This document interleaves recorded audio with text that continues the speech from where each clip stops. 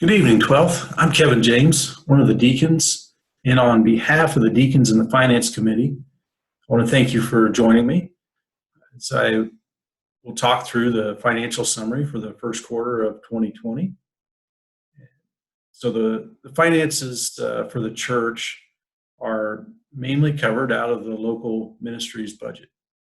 The local ministries budget process starts in the middle of the year when each one of the local ministries will provide back to the finance team the amounts that they expect to spend for the upcoming year. The team will then review the total of those amounts with the deacons in a meeting in the fall. And then at the end of the year in December, the congregational meeting, it's one of the items that's reviewed by the congregation and approved. So throughout the year, the finance team meets on a monthly basis. And that consists of 6 people, along with financial secretary, the treasurer, and a member of the deacon board.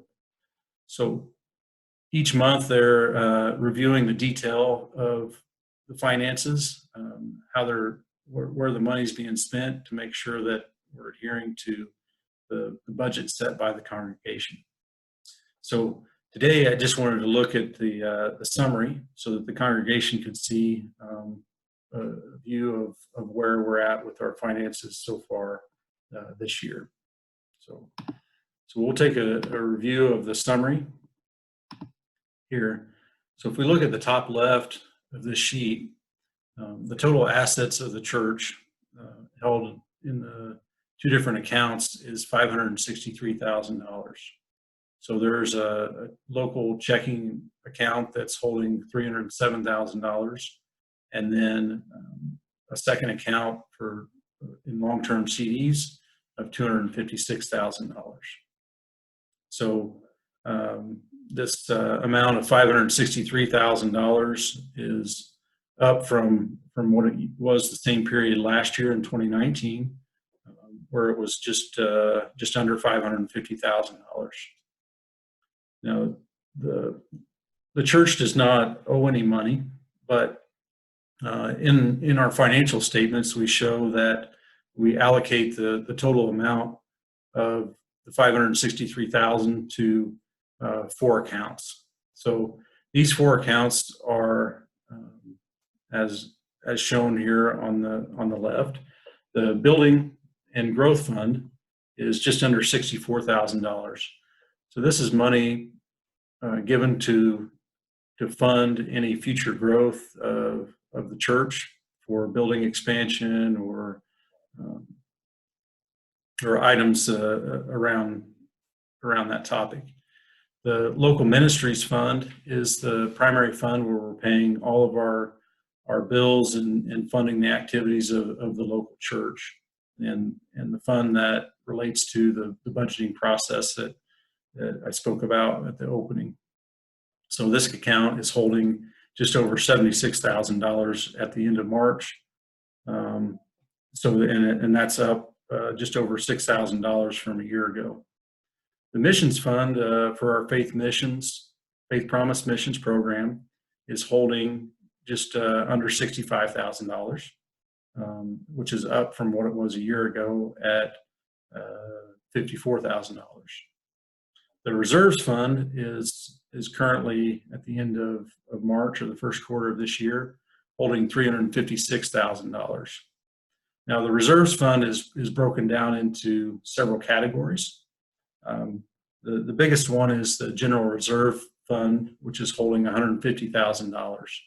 And this is to cover the local ministry expenses for a 3-month period in reserves. The next one is the Deacon's Discretionary Fund that's holding $74,000. This is money allowing the deacons to fund and look for new ministry outreach programs that the church can do that would be outside of the local ministry's budget. The Building and Escrow Fund has $62,000. So this is monies that we set aside and budget for each month, where we put it in this account, and it is to help us have the flexibility to pay for emergency issues. So around the church, if we were to lose an air conditioner or another major heating component, it allows that to get replaced immediately to keep the activities of the church going. The next one is insurance proceeds that were received from floor damage a year ago in the south building, and that amount is $40,000. The fifth one is the Helping Hands Fund, so it's holding $12,000 so that the Helping Hands ministry has some funds allocated to help with those in need. And the really neat thing about that fund is that it is one that people give to just out of their giving normally to the church. So it's not anything that we allocate from any of the local general fund. It is specific money that people give to help others, and that money is just held exactly for that team to help those in need and those at the church that are really maybe struggling at one time or another.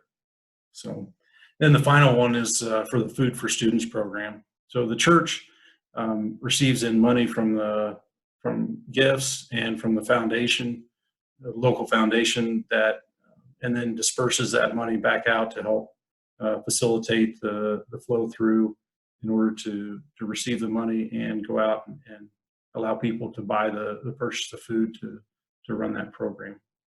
So if we go down on our sheet here, in the middle left is the local ministries. So these four categories are breaking down those and showing us what's been received and what's been dispersed out of each one of these four categories. So local ministries receipts for March were $47,000. So this is down a little bit from our historical average, which runs just under $49,000 a month. So it's giving the total of $143,607 for the first quarter of 2020. Now, the local ministries can be broken down once again in here about six categories. The Christian education is covering things like the early childhood ministry program, so our Sunday school classes. Congregational services help to pay for nursery expenses or pulpit expenses, things that help the daily activity, the weekend activities at the church. The ministries at large, shown here for the first quarter, cost of just over $6,000, is monies that are spent for, say, women's ministry or the youth ministry or the men's ministry. The miscellaneous expenses relate to like bank charges and professional fees mostly. Occupancy deals with the monthly expenses or the quarterly expenses for the church. So like the insurance requirements or the utilities would fall into that category. So for the first quarter, we're just under $21,000 spent there. For the personnel ministries, this is covering the staff salaries and the pastoral salaries. For the first quarter, we're just under $100,000. So our net receipts are $14,609 over the expenses, the total expenses, which came in just under $129,000 for the first quarter. So we're right on track, continuing to be blessed with what God has blessed the church with. So very positive, I think, where we stand today. So if we go over to the right side, the missions receipts shows for the first quarter at $46,000. If we go down to the disbursements there, we see that the disbursements were just under $54,000. So at first glance, this may look a little negative, but actually it's really positive when you dig into the details a little bit deeper. So the missions payments are paid out quarterly. So at the end of March, we're going to see around a $54,000 expense for the first quarter going out to our missions.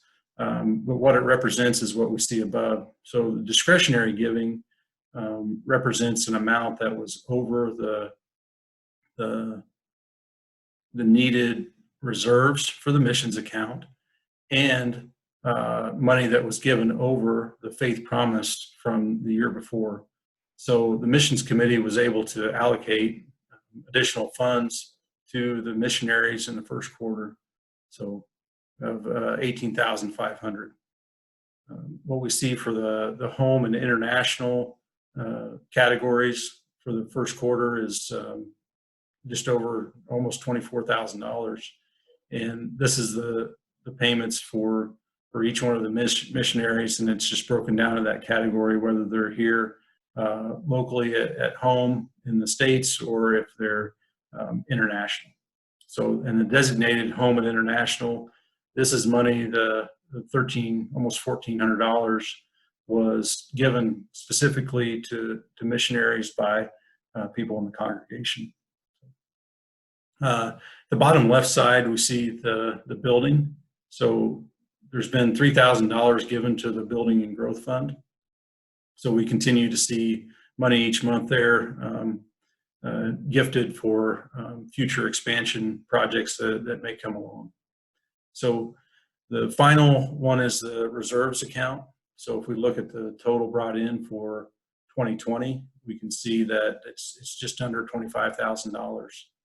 And a portion of this money is coming from the local ministry's budget to help fund the building and equipment escrow fund.